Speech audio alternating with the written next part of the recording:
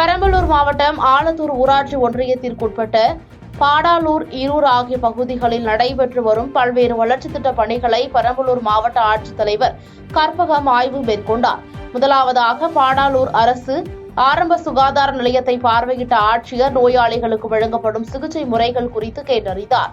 தொடர்ந்து பாடாலூர் ஊராட்சியில் மகாத்மா காந்தி தேசிய ஊரக வேலை உறுதி திட்டத்தின் கீழ் 42.63 லட்சம் மதிப்பீட்டில் 42 கடைகள் உள்ளடக்கிய புதிய கிராம சந்தை கட்டிடம் கட்டும் பணியினை பார்வையிட்டார்.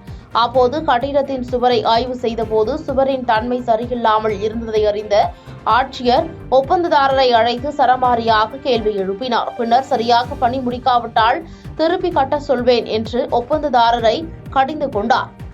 ஆட்சியரின் இந்த செயல் அங்கிருந்தவர்களின் கவனத்தை ஈர்த்துள்ளது.